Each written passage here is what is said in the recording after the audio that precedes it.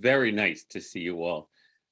And for many years, in the month of Elul, I've done a series of classes to get us spiritually ready, whatever that means, for the high holidays, because Rosh Hashanah falls on the new moon of Tishrei, which will be Monday night, September 6th. And we are now in the month of Elul, which is understood to be and practiced as the month of preparing for the new year.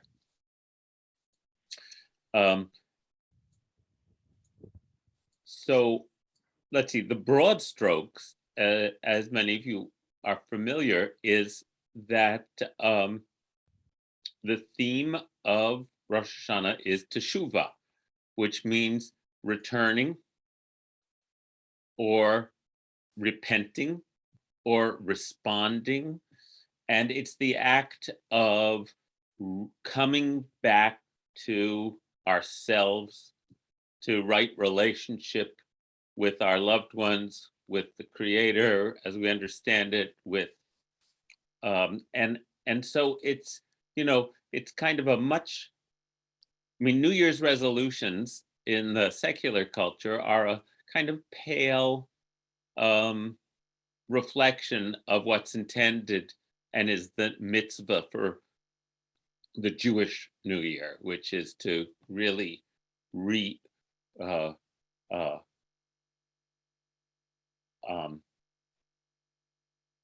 revive and restore ourselves into the space that we'd like to be living from. And what I'm going to do with you the first couple of weeks at least is something that I do every year that has just become my custom. And again, if you're new to this, I'll explain it to you. Ever since I started here in Woodstock, I have used gematria, which is Hebrew numerology, as my kind of throwing the dice for finding out what might be some directions for me and for us this year. And I use that every year in a beautiful way. It's like opening the Bible to a page and pointing. But the way gematria works is that every Hebrew letter has a numerical equivalent, and therefore the number, every number has a word or many words or phrases associated with it. The most famous gematria that everyone knows is Chai. Chai means life, and Yud is 10, and Chet is 8, and it adds up to 18. So that's why when you give Chai, you give $18 or a multiple of 18. That's a gematria that's just in the popular culture that many, many people would know about. Okay, so Karen Levine and I sit down every year with an old computer program she has. We put in the Hebrew year. In this case, we're entering the year 5,782. And the way the years are counted, the 5,000 isn't usually included. But in fact, the Hebrew year is written in, in traditional Hebrew, there are no numbers, no numerals. So the Hebrew year is written as letters. Taf, Shin, Pei, Bet is this year. Taf is 400, Shin is 300, Pei is 80, and Bet is 2. And they add up to 782. So this year, the year 5,782, the 5,000 is not usually accounted for. And so we write the letters for 782. So Karen and I put the letters for 782 into her gematria program that then spits out every word or combination of words in the entire Bible that add up to that letter. and then I cull through them. The vast majority of them are non sequiturs, nonsense, the end of one verse and the beginning of the next, and I just let them go. And then these gems pop out that I grab. So this is not scientific, to say the least. It's but it works for me. It's like just a wonderful way to get verses and phrases from Torah that I then say, okay, these are the ones I'm going to focus the community on, and I'm going to focus myself on for this Rosh Hashanah. And it's just what I do. So I want to share with you the ones that rose to the top for me.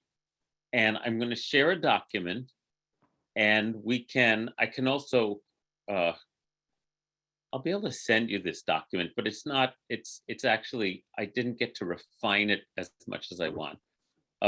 And you'll see what I'm talking about. And then we're going to go one by one through these phrases and the context, perhaps, that they come from in Torah, and take our time. And discussion is welcome.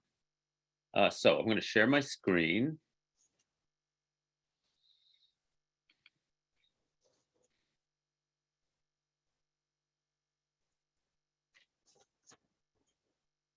Hmm. 5782. Rabbi Ellen, is it clear? Okay, good. Is it large enough? Well, I've got you spotlighted so people can make your picture and the text. They can vary it on their own screens. Oh, good. Okay, yes. On your screen, everybody, most computers and tablets, there's a little two vertical hash between me and the document I'm sharing. And if you drag it in one direction or another, either the document gets larger or my face gets bigger, depending on which way you go. Okay.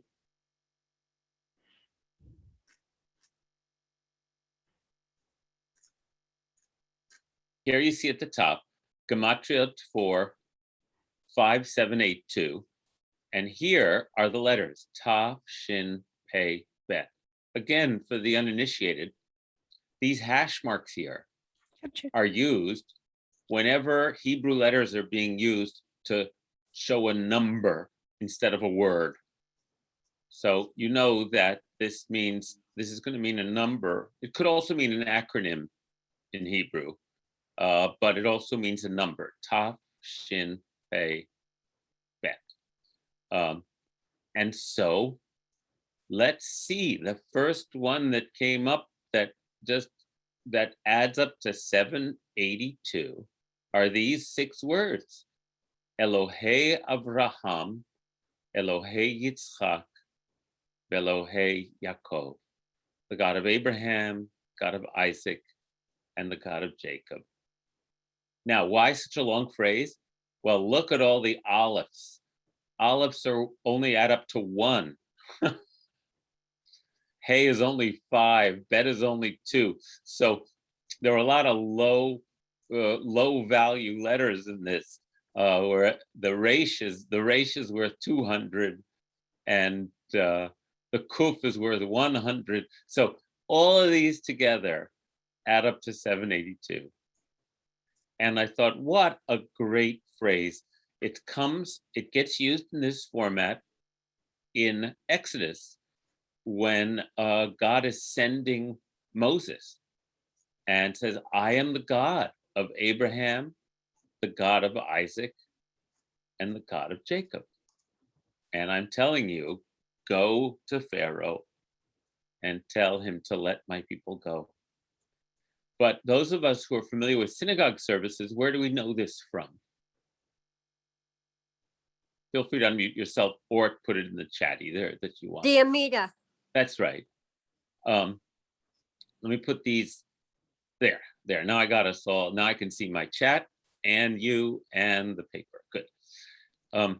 Yes, the Amida, the central prayer of the liturgy says, Baruch atah Adonai Eloheinu ve'Elohei Avotenu Elohei Avraham Elohei Yitzchak, Elohei Yaakov. So I've been thinking, first of all, the first thing that this spoke to me about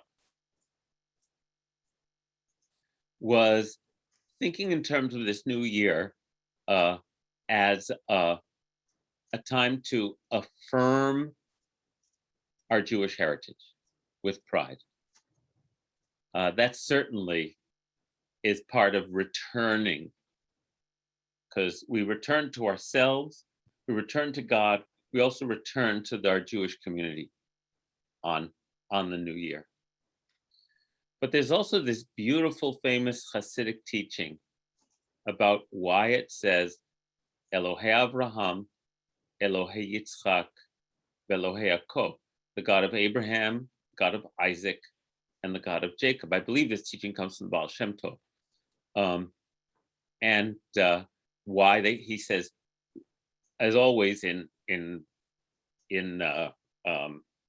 Jewish commentary, if every word's important in Torah and has a special significance, why didn't the Torah just say Elohei Abraham, Yitzchak, v'Yaakov, the God of Abraham, Isaac, and Jacob?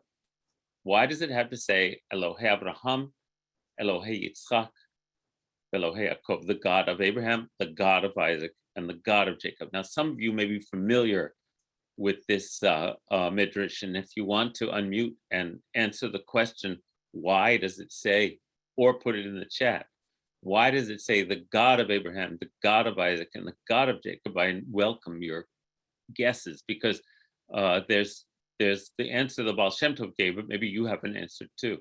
Anybody, feel free. I'm thinking because each person has a different relationship with God. That's exactly what the Baal Shem Tov said, that you inherit, and Sarah says affirming God's covenant with each. Very nice. And Rob said, is it because everyone interprets God in different ways? That's right. The Baal Shem Tov taught that we inherit a heritage from our parents, but our relationship with God is something we have to develop ourselves.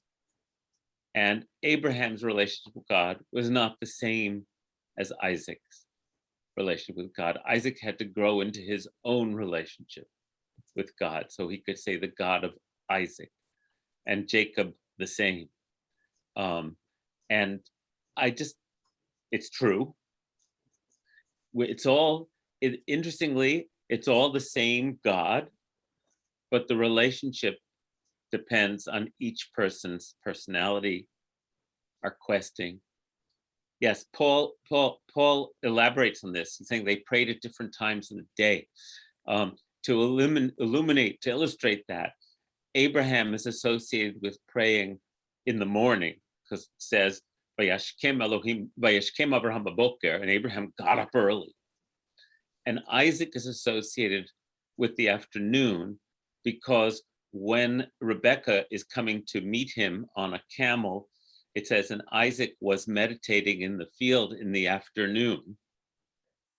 And then Jacob is associated with the evening, because of when he runs away from home, it says Vayifka, in the evening he encountered the place, meaning the place where God was. That's when he has the dream that night.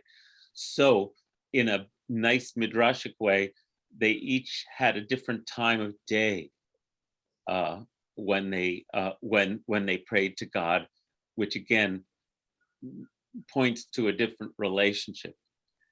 And Blaise says it can't hurt to repeat the name of God over and over either. That's right. It's got a nice poetry to it, doesn't it? And but what I also wanted to say is that, interestingly, Isaac, the God of Isaac, is referred to by Jacob as Pachad Yitzchak. Paul says, is it more through merit of our forefathers that God allowed the children of Israel into Israel? That's a little too concrete for me, Paul. the thing we talk about our ancestors is that we are here because, and God is with us because of the zechut avot, the merit of our ancestors. And I come to like that phrase because it's a humble way to approach this. We would never have a connection with God had it not been for those who kept our heritage alive before us. We don't stand on our own. We stand on the merit and the shoulders of our ancestors. But of course, some people take it quite literally that without the righteousness of, without the righteousness of our founders, we couldn't even stand before God. So that's but we have to be careful from our context in getting literal. Every tradition I know honors ancestors, worships ancestors. Who do you talk to when you're when you're saying, we call out to mom, or we rely on, I would say in our American culture at this point, in the worship of youth, in the breaking with traditions, in the kind of breakdown of traditions that is so much of Western civilization, we lose something crucial in terms of honoring, naming, knowing, relying on ancestors. And I think that's part of the Jewish tradition. So, but I was saying that Jacob refers to Isaac's God as Pachad Yitzchak, which means the fear of Isaac, which led many commentators to say that maybe Isaac's relationship with God was kind of forged in the near sacrifice of him that his father put him through. And so each person's life experience also dictates how we might relate to the ultimate. And there's a lot to think about there. I think I read, says Barb, when God said this to Moshe, he said this in the voice of his father so that he would not be afraid. Oh, that's beautiful, Barb. I didn't know that one. And Rebecca says, in addition to each of us having a unique relationship with God, it is a reminder that we can enrich our relationship with different dimensions. Well said. Well said. So this line, just in the repetition, leads us to this combination of experience that we both inherit and rely on what we've received from our ancestors, and it doesn't become our own until we go through our own maturing process and come to our own conclusions. Repetition is like a mantra. That's nice place. Elohei Abraham, Elohei Yitzchak, Elohei Yaakov. And of course, contemporarily in our prayer book, we had Elohei Sarah, Elohei Rivka, Elohei Leah, Elohei Rachel. Yeah, we add the mothers as well, which has always obviously been missing. Abigail, the God of love, the God of law, and the God of truth. Beautiful. I love triads. I love that. Thanks. That's beautiful. So towards the new year, what I want to encourage everyone to do is to, let me say something before that. I think one of the things we suffer from is that we may never get through our own rebellious phase, because inevitably, or almost inevitably, we're going to reject at some point our parents' axioms until we're older, and then maybe start taking some of them back again. And to reject an idea of God and then to proclaim fiercely that one is an atheist, for example, wants nothing to do with that religion stuff. There's something about it that obviously, as someone who's embraced the religion stuff, there's something about it that feels like maybe an assignment would be to delve into what you mean by God, not what other people mean by God. And then it can become that what you understand from that search can be what you mean when you say God. And maybe, as my teacher Richard Hirsch says, what Judaism asks of us is not so much as to accept an idea of God, that this is what God is, but instead to promise ourselves to be in a relationship with God. And I love this distinction between a definition and a relationship, because a relationship does not require a final answer. It just requires our genuine engagement with the ultimate mystery around us. If we wall ourselves off and say, no, it's meaningless, or no, I'm not going there. I'm not going to engage with the infinite mystery out of which our lives emerge. That's a cop-out. And it means we're missing out on something incredibly grand. If we promise ourselves to be in relationship with the mystery, well, relationships themselves are mysterious. And even the people we know best, we're closest to, we don't know, we don't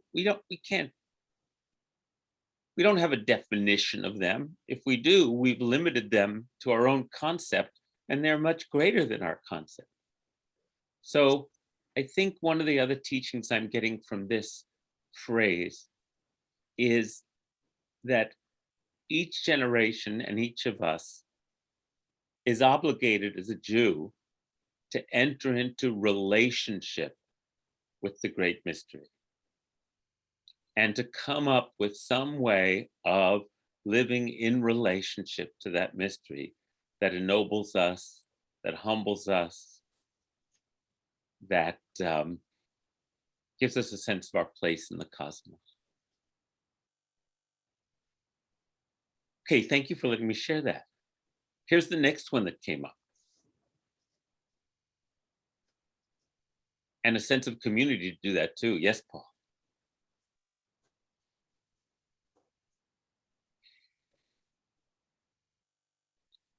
Lo tisna, do not hate, adds up to 782. Given the ubiquitousness of gratuitous hatred in our culture right now, this one jumped out at me. And it's a phrase, it's not just a random assortment of words. It says, do not hate.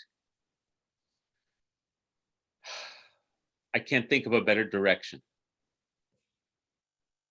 for the new year. We do not have to indulge our hatred, our inclination to hate people. We don't have to do that. It doesn't mean we're not going to have hateful thoughts. We're not going to have tantrums about what's going on in the world. We're not going to want to just exclaim, believe me,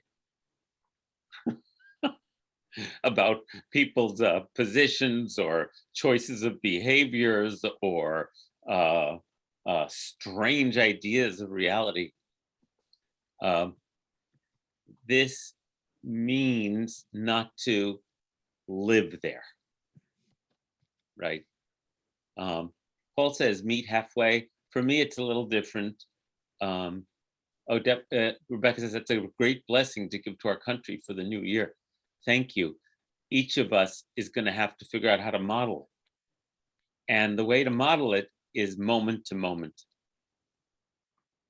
because that's all we got. And I want to look with you.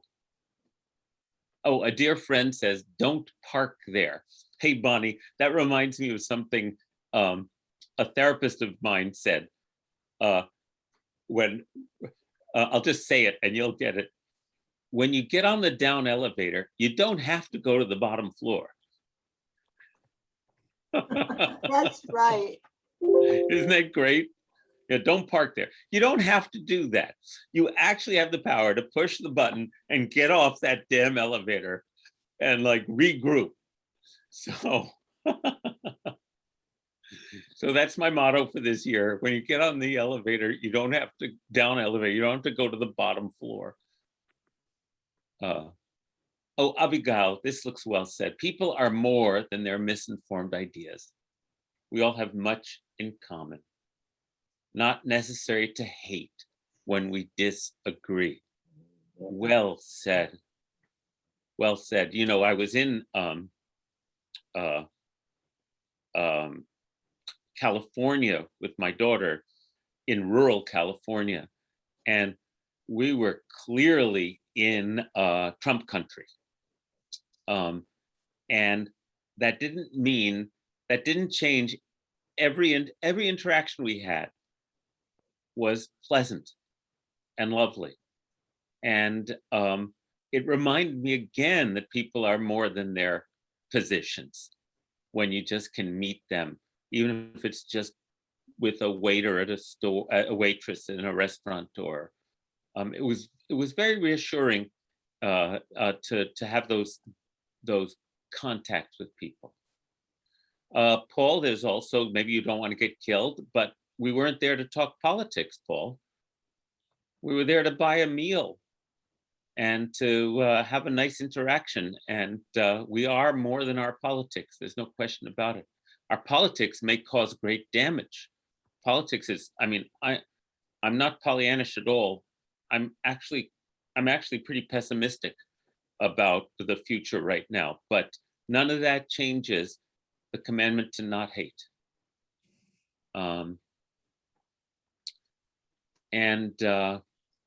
Now I want to look at the context of where that phrase comes from, because it comes from the Holiness Code in Leviticus. It says, do not hate your fellow citizen in your heart. Now the Hebrew says achicha, your kin. But in ancient Israel, kin was the political structure. The stranger lived with you, but was not a citizen. And the Torah is, as you all know, the Torah has laws of how you're to treat the stranger, which is with complete humanity. But the laws are slightly different than how you treat your countrymen. So I translate citizen. Do not hate your fellow citizen in your heart. Rather, you must take action to interrupt their sinful behavior. Now, that doesn't mean getting in a political argument. A lot of good that's going to do. The only action I can think of right now is to vote, right? And to support the positions that I want to support in our civil society. Otherwise, you bear some responsibility for their sin. So this is the great concept of the central concept of Judaism, which is that our personhood does not exist in a vacuum. It only exists in the context of the community we live in. And the hate here in this context about hating someone in your heart was the hate in Leviticus of hating them rather than trying to stop their behavior. It's like looking at that idiot and hating them Don't indulge in that behavior. Rather, do something. If there's someone you know well and someone you have the context of relationship with, let them know that they're doing something that's harming themselves or someone else. Don't just sit on the sideline and say, what an idiot. If it's someone that you don't have a relationship with, then going into their face is only going to make a fight, right? So either build a relationship with them or work in the civic arena so that the hateful behavior can be mitigated, right? If you don't, according to the Torah, you bear some responsibility for their sin. Now, I want to steer away from the big collective, more towards the people we know. The Torah understands that it's our job, and it says in the previous verse, you cannot stand idly by the blood of your neighbor. We have a job to interrupt. If we don't try to interrupt harmful behavior, we bear some responsibility. Do not take vengeance or bear a grudge against your fellow citizen. In other words, taking vengeance and bearing a grudge are two other possible responses to someone else's misbehavior, right? You can get back at them, or you can just carry with you how much you hated the way they behaved. So none of that is what's asked of us. Rather, you must love your fellow citizen as yourself.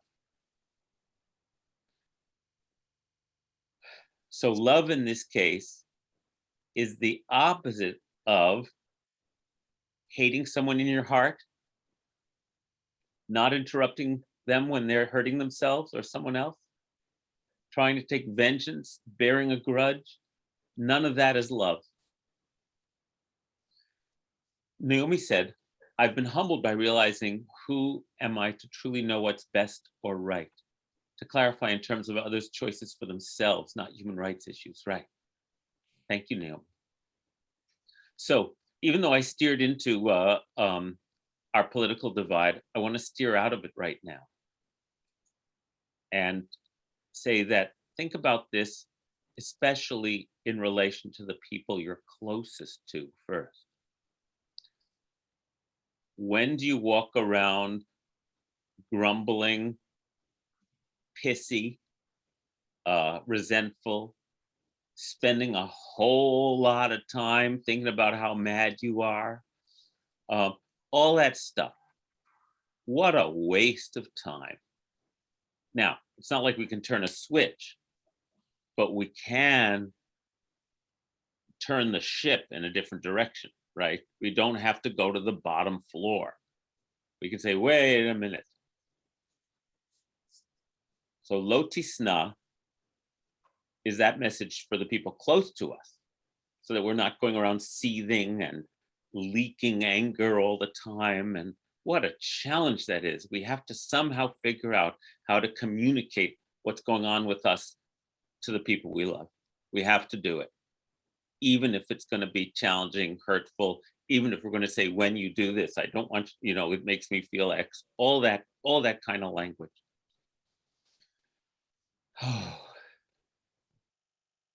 But by extension, if we're going to practice lo tisna in a country and in a world that's actually being devoured by gratuitous and random hate at this point, we also have another job, which is to not hate in the public sphere,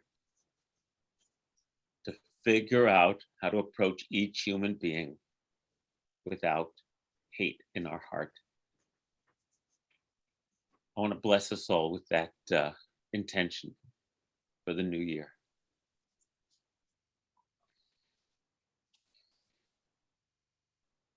Here's the next one.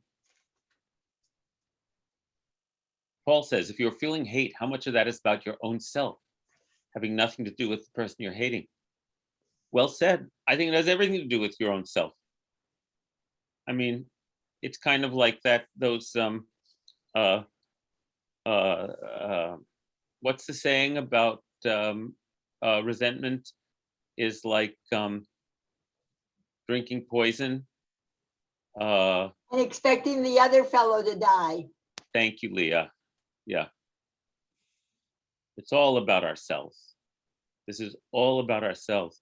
I will be not only just as effective by not acting out of hatred and resentment, I will be more effective in making the world a place I want to be in.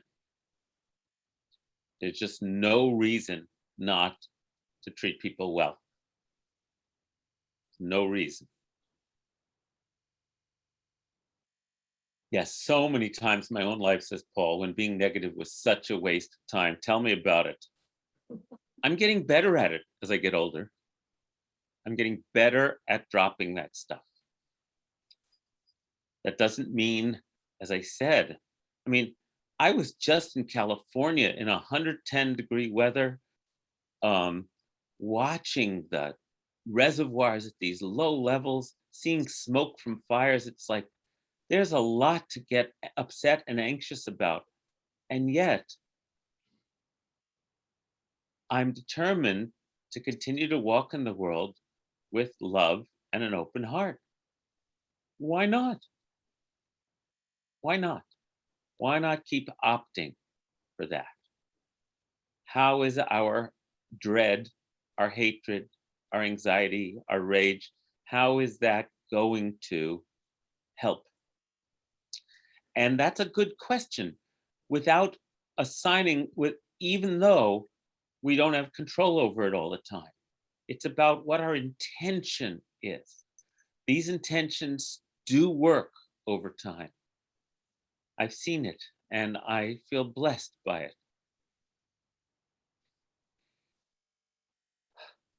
Lay says, when you're on the down elevator, push the gratitude button and the elevator can change direction. Yes, we need to make a graphic of all the buttons on our elevator that take us up or down.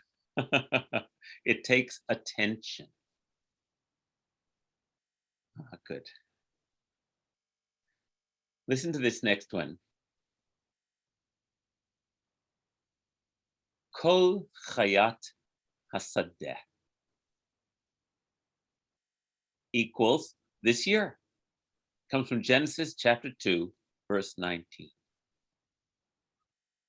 So Yud He Vav He formed all the beasts of the field and the birds of the sky out of the soil, and brought the human to see what the human would name each of them. And whatever the human called each one, that became their name. This is the part where Adam is lonely. And God says, I'll make the animals and the birds. And Adam still hadn't found the right partner, which is when Eve gets created. That's the part of the Torah we're in right there. But I actually wanted to take this out of context and just think about all the beasts of the field and all the birds of the sky.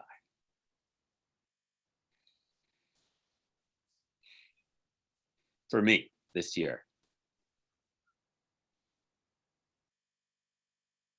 what I want to do, I read a book, which I'm going to be talking about more in Rosh Hashanah, and I talked about in this class, called Braiding Sweetgrass, Indigenous Wisdom and Modern Science. I forget the subtitle, by Robin Wall Kimmerer, who is a botanist and a Native American.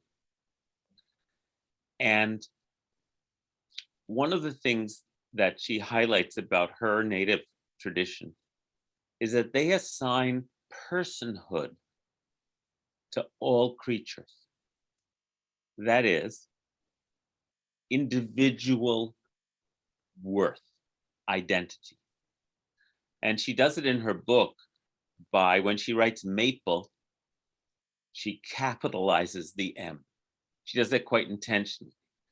When she writes the name of an animal or a plant, she capitalizes it, trying to communicate what it is to confer a sense of personhood, individuality and the value of that on every species and every individual in every species. And I'm speaking for myself now. This will be old hat to some of you who felt this way a long time. I'm not an animal person, right? I've never particularly been, I like them, but I've never been particularly, I'm not an animal person. But I was also raised, just like I think all of us were, to understand that humanity is unique and that we are truly superior in our ability to use language and tools to transform our environment than all other creatures. And the hubris of that, which is what I was raised on, actually, I never questioned it for a long, long period. Oh, good, Sarah, we're going to talk about naming. I'm going to come back to that, Sarah. That's very important. It's only in recent years for me that I realized the hubris of my position and have slowly started cranking myself around. And it's occurred to me to understand that everything is sentient. And then, of course, once you take your blinders off, as many people are doing now, and you start to recognize the sophisticated, incredibly, I don't even have the words for it, of so every species from a hive of bees to elephants to plants and fungi interacting in the forest floor, to that there's maybe more kinds of intelligence than my lauded IQ, which was created by human beings so that, so we could think we're really smart. So I am in this transformation now, right now, of determined to relate to the beasts of the field and the birds of the sky and all the plants that grow in a different way. Animism. So here's what I was thinking. And I'm going to talk more about this on the high holidays, I expect too. I was thinking that, humanity is created on the 6th day as the last creation before God rests. And we've always thought of that as the pinnacle.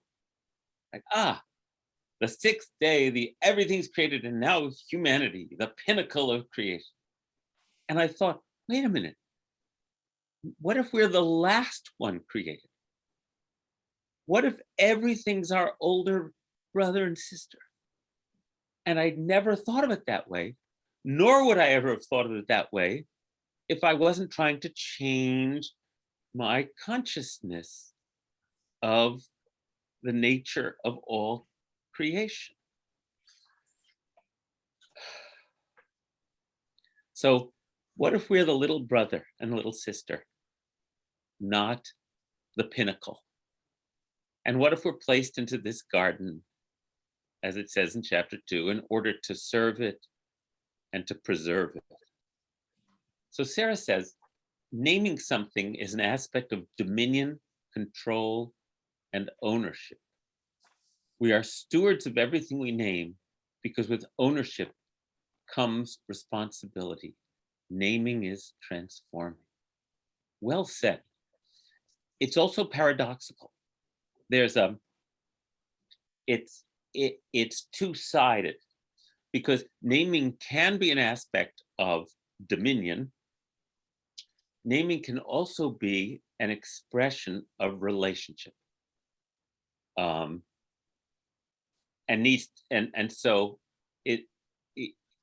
I'm trying to think of Adam naming all the creatures. In every creation story I've read, everything is, I'm fascinated by this. The names of things. Yes, human beings use language to name things. And the question is, what relationship do we take to that which we've named? Can we think of ourselves as peers, sharing the earth? So that's my cutting edge right now. I am working on a lifetime of feeling like I'm at the top. And that the illusion that if we give everything an individual name,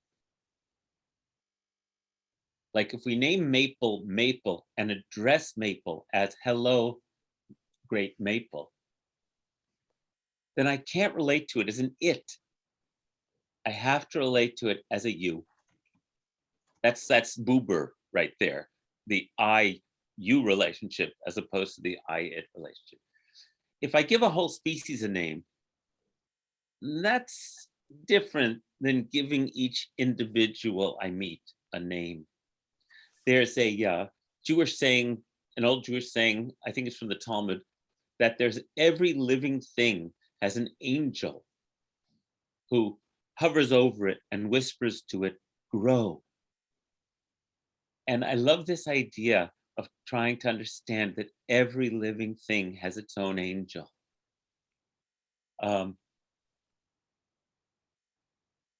Rob says, naming can be both honorific but also limiting. Correct. Abigail says, calling to a thing or person is an act of calling forth their essence, just as God to the light. So naming versus calling, once they have a name, you can call to them. Sylvia says, when we name something, we get attached. I remember I stopped naming my koi when they kept dying and I felt lost. Wow, Sylvia, that's, you love and then you lose. Yes. Paul says, we see it as maple. Maple doesn't. We are part mineral, plant, animal, not the other way around. Yes, we are the little siblings of all this creation. We came here last, not first. And here was the world to feed us and sustain us. We are custodians, not owners. Everything has its place and its name. Anybody else? Like I said, I'm being, as always, all I got to share is where I'm at. And that's why this phrase spoke to me so deeply.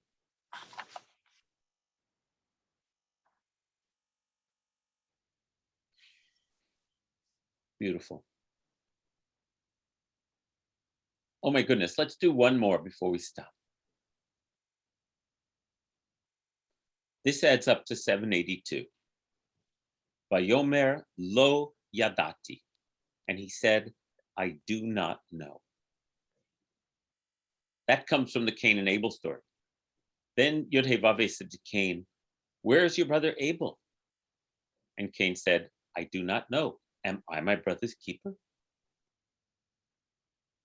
So this is an astounding story that sets the tone for the entire Torah, which is this question of Cain. Am I my brother's keeper? You could say the rest of the Torah is an attempt to answer that question with, yes, you are.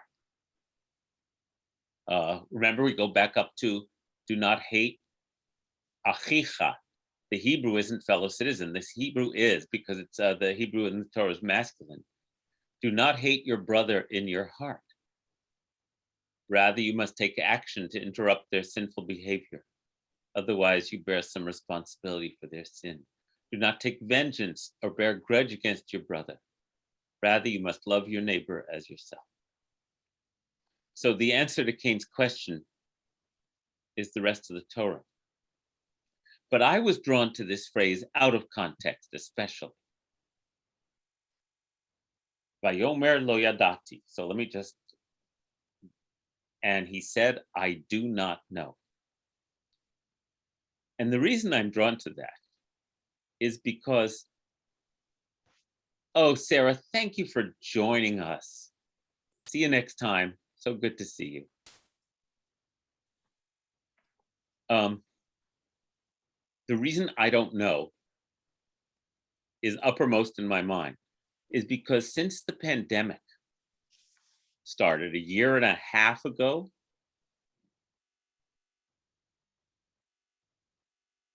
Warren says, I'm struck by the contrast between Cain's initial humility and his shift into arrogance. Well, I would say, Warren, his I do not know is sarcastic. I don't know. So I think he's being impetuous the whole time. That's my own read of the sentence. Yeah, Cain is like, I don't know. Am I my brother's keeper? And then God says, your brother's blood is crying out to me from the ground. What do you think? I'm an idiot? And he says, because of what you did, Cain, because we can look at the Cain and Abel story in a few minutes, or maybe we'll start there next time, because it's certainly pertinent for Rosh Hashanah. But I want to focus our last few minutes on just this phrase, I do not know.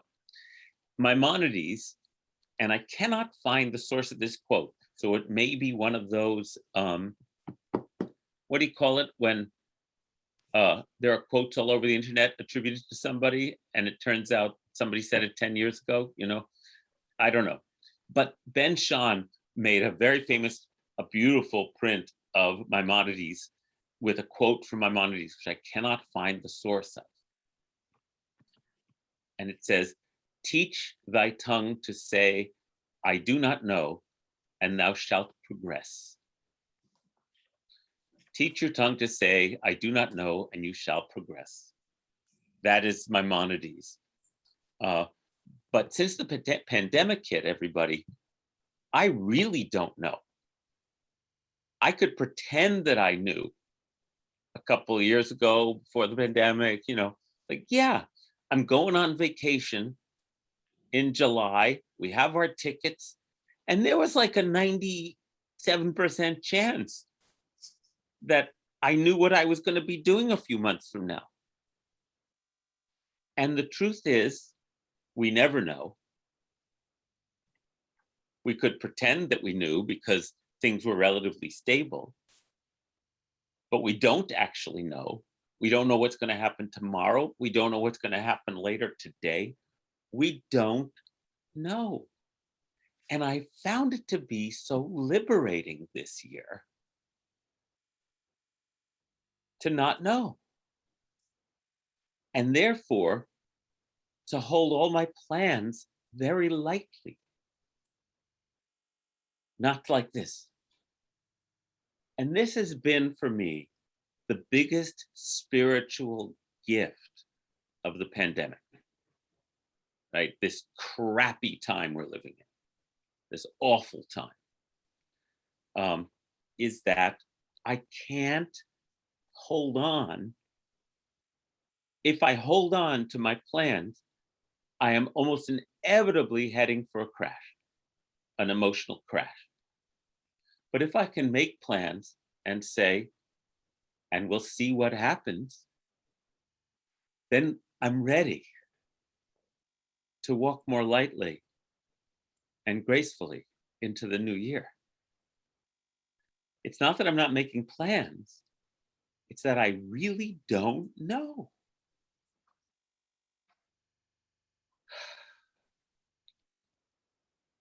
Who am I to know, says Naomi? Make my best plans and hold them loosely with non-attachment. Here, not humility, more like I can't remember when answering. We're all learning how to live in not knowing over and over again. Naomi says, I think that is truly true, is why it feels so freeing and liberating. I'm telling you, it's a giant load off not being in charge of the future. Since it reflects the truth rather than this, we grew up in, most of us grew up in much more stable times. And I was gonna finish college, have a career, blah, blah, blah, blah, blah. And a lot of it happened. But at this point, I don't know. I didn't know before, but things sort of went my way. Now, I don't know. So this is spiritual liberation. It's not giving up agency. It's giving up control. Our agency is to act in the world the way we hope, and hope that it'll go in the positive directions we wish. Egotism is being pissed off when it doesn't go our way, as if we were in charge. On the other hand, what is the saying when making plans? Im Yirtzeh Hashem, if God wills it. Im Yirtzeh Hashem. I'll see you next week, Im Yirtzeh Hashem. We can be open and expansive regardless. No reason not to. We don't know what the future holds anyway. Why not choose not to hate? Why not choose to be open and expansive? Why not choose to treat every creature as a precious being? Why not? Because every piece of that makes us more connected, more happy, more alive, more flowing. So this is a big one for me. And I was so happy it came up in the gematrias, to acknowledge the truth that I don't know, and to move forward with gratitude and grace into the new year.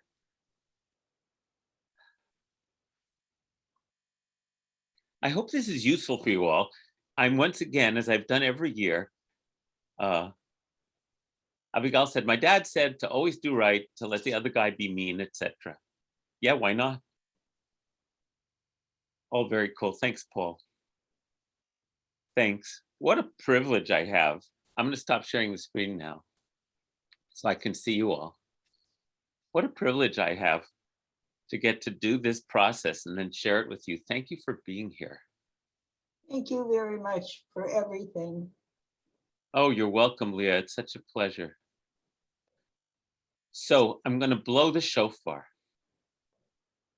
And then we're going to say a prayer for healing. No, I'm going to do the other way around. We're going to say a prayer for healing.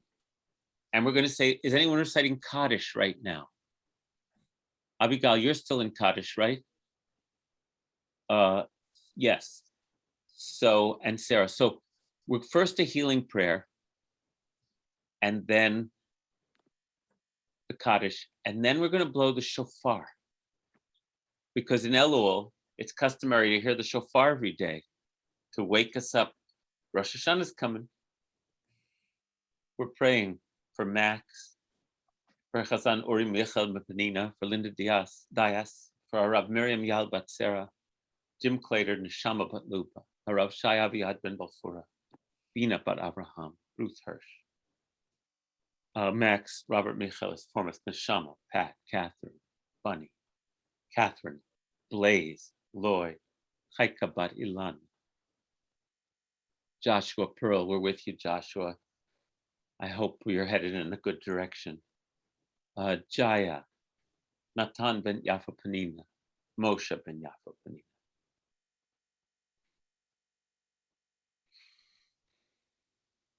John Berman. Na he na na he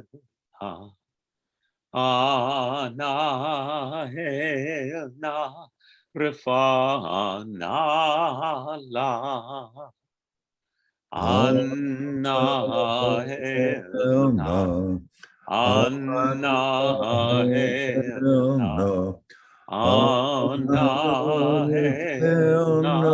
Rafana, Anahel,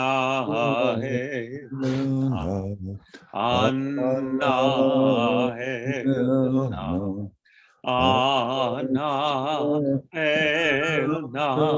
Rafana.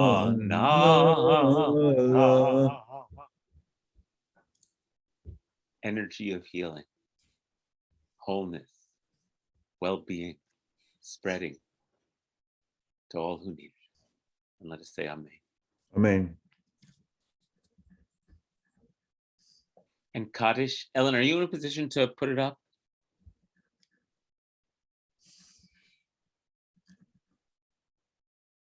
Rhoda Landsman.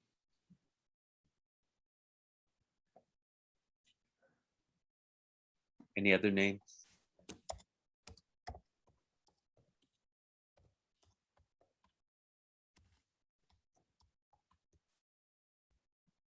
Oh, Paul's sister, Marilyn Barnes.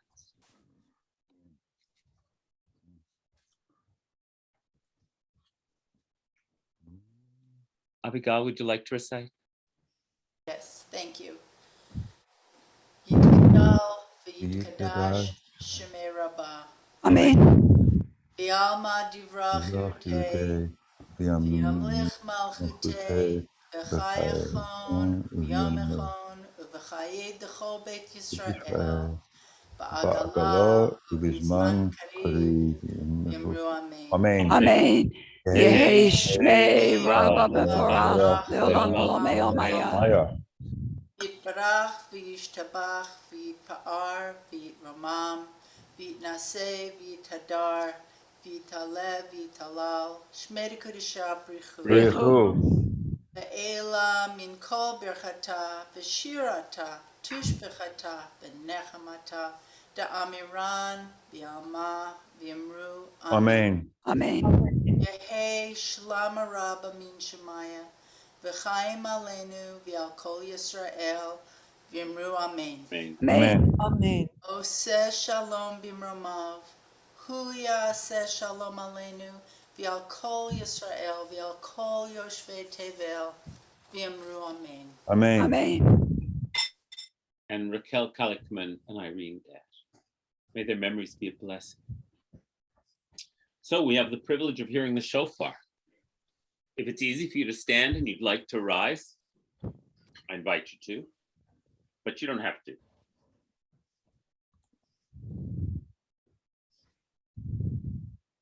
May the sound of the shofar awaken our deepest and truest selves.